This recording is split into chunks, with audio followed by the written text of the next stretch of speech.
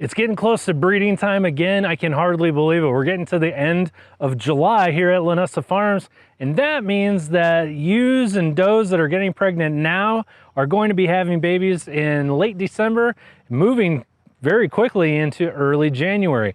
So it's time to get moving again. With that being said, we need to start thinking about picking out our rams and our bucks. So today I want to take a little bit of time to talk about a specific attribute that we need to be looking for, and we're going to get started right now.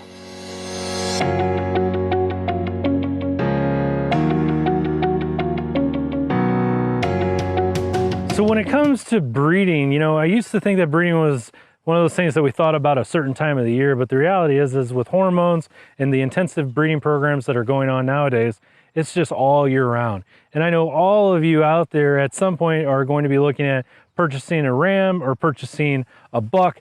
And there's lots and lots of things that we could talk about. We could literally take hours and hours and talk about all the little parts that come down to rams and bucks, be it their length, the amount of airspace they have underneath them, their front legs, their back legs, front shoulders, the way the neck comes up out of the shoulder. But really today, while I'm going to mention a few other things when we're looking at these animals, I really want to spend time talking about the front shoulders. And why do I want to talk about the front shoulders?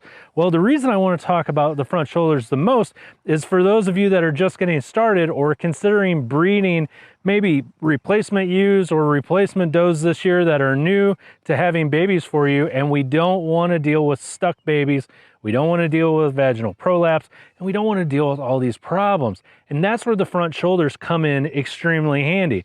The other thing to consider is if you're going to be showing these animals just for general aesthetics, the animal itself should have a nice V structure to it. This goes for our males and for our females.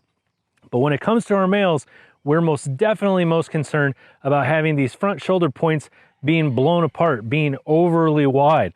I like to see a nice narrow front shoulder that works its way into a wider back end. And the reason for that is those front shoulders are going to be the first things that are going to get stuck in the birthing canal. You're going to get stuck babies, you're going to get prolapses, you're going to be out there pulling babies, and it is a disaster. So you have to be very cautious when you're looking at these animals and considering them for purchase. You may go to a farm, especially if you're a novice to this, and the seller may say, oh, look at the size of this guy. He's going to be huge. He's going to add so much size and structure to your program.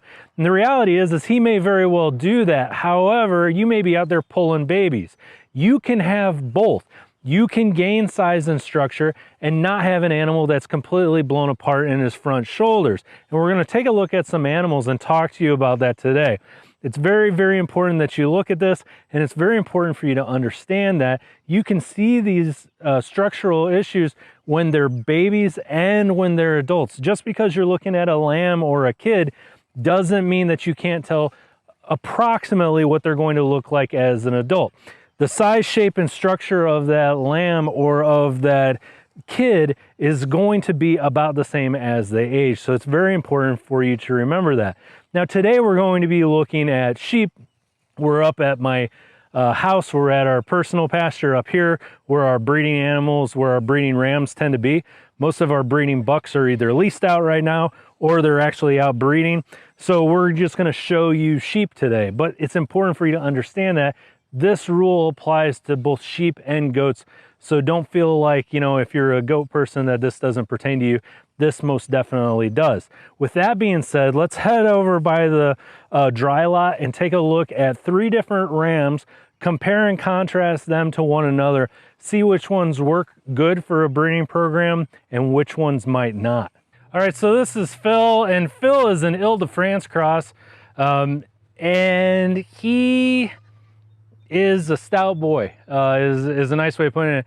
If you come over here to the 3/4 look and you kind of get an idea of him, you can see he's not exactly what you would say is athletic in his appearance, but he has a very nice long flat back. He has a very nice sized leg.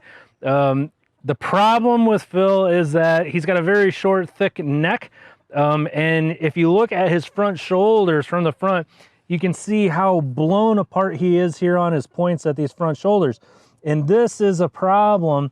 You cannot breed someone like Phil on your ewe lambs. You cannot do it, because what's going to happen is he's going to throw you some massive big shouldered babies, and these points right here on his shoulders, what we so often call their points, are going to be too far apart in those babies, and it's going to cause you to get hung up in the birthing canal, and you're going to have stuck babies, and you're going to be pulling babies.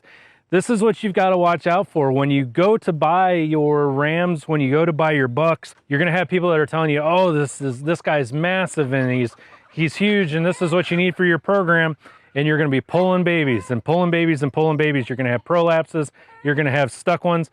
You know, Phil is okay for me to breed on a very large breed ewe that's maybe 5 or 6 years old and has delivered a lot of babies, but for a ewe lamb to be delivering, or a first-time mom, one of my replacement ewes, there's just absolutely no way that I would ever do that, because even with mature ewes, we do have some issues with them.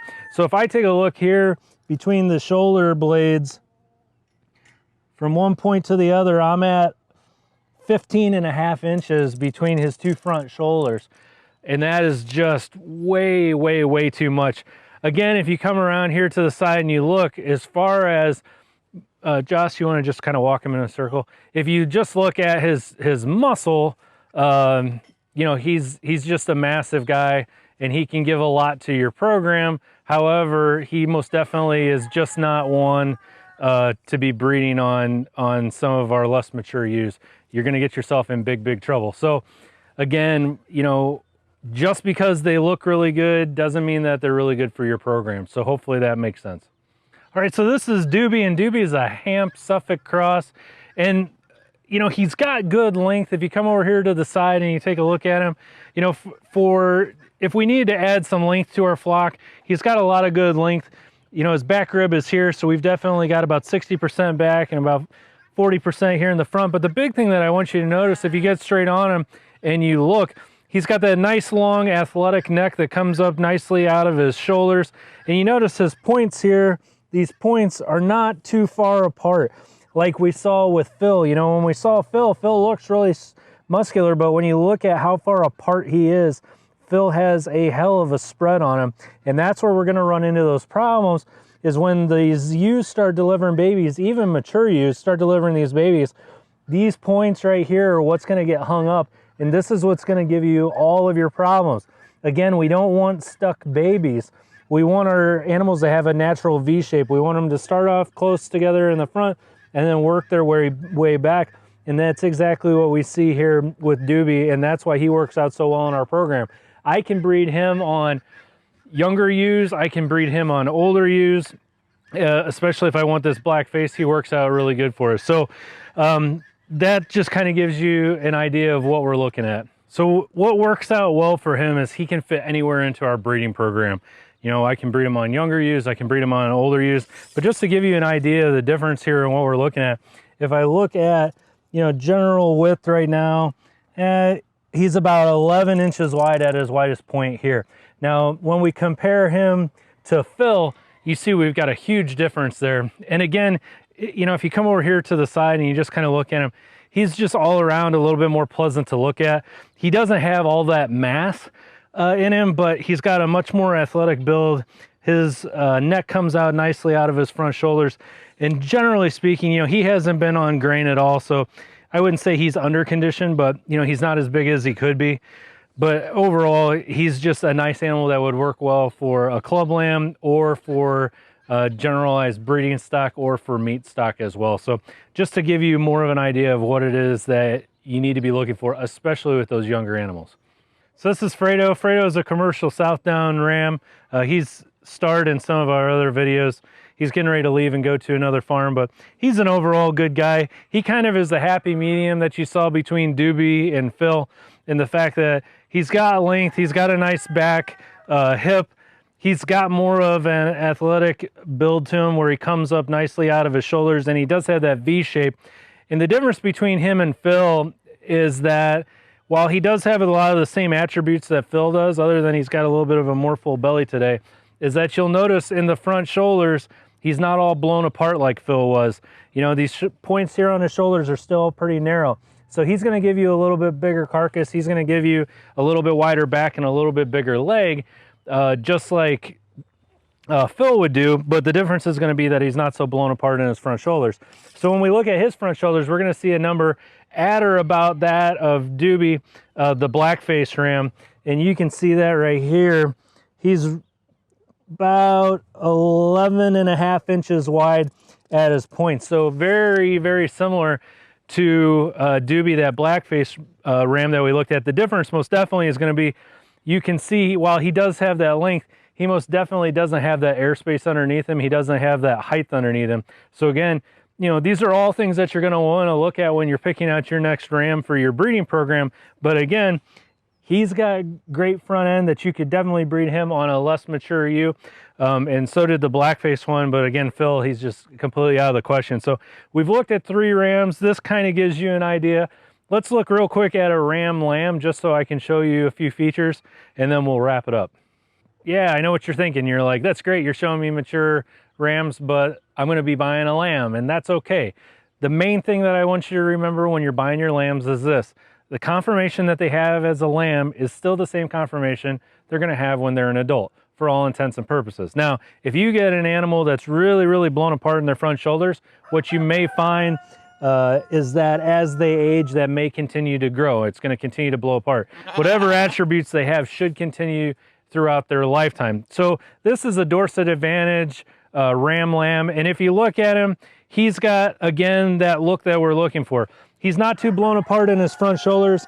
He's got a nice V shape to him. He's got a nice long flat back and a nice back leg. The neck comes up out of his shoulders very nicely. But again, these front shoulders aren't too blown apart. He's nice and streamlined, tubular shaped, and he is going to grow into a ram that you most definitely could use and breed on some of your more immature ewes. I don't necessarily have a ram lamb to show you today that's really blown apart in his front shoulders. We've already gotten rid of them.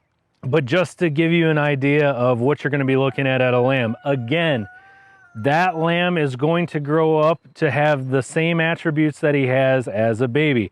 His length from the back of his ribs all the way back is going to be the same. His shoulder structure is going to be the same. His leg structure is going to be the same. So don't fall into the trap of looking at maybe a subpar lamb and saying, oh, well, maybe as he ages, he's going to grow and change, or looking at one that has a problem and say, oh, well, as he ages, maybe he's going to get better.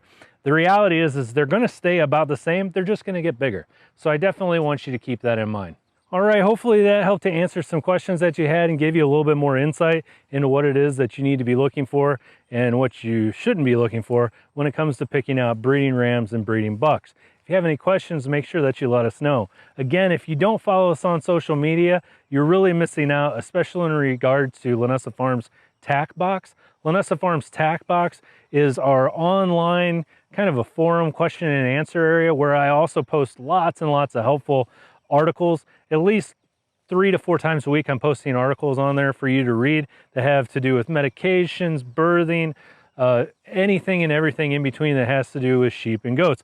The other beauty of it is it allows you to ask questions that you may have and have other individuals other than myself answer. And it saves us a lot too, because it allows us to answer a question you may have, which others probably have as well. So make sure you check out Linessa Farms Tack Box. In addition to that, make sure that you check out Foundation Feed, especially if you're looking for minerals. We have some of the best minerals in the United States, and it's awesome for you to check out. So please feel free to do that. Again, that's foundationfeed.com.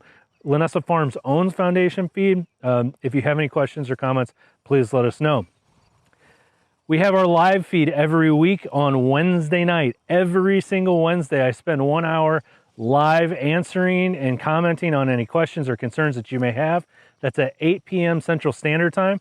You can do a simple search on YouTube to find that. If you notify, if you have the bell on, if you have the thumbs up on, if you're a subscriber, you're going to be notified when we go live, and you'll just be able to jump right on. Again, 8 p.m. Central Standard Time. I'm Tim from Linessa Farms Specialty and Heirloom Livestock. Thanks for joining me again today, and I look forward to seeing you again next time.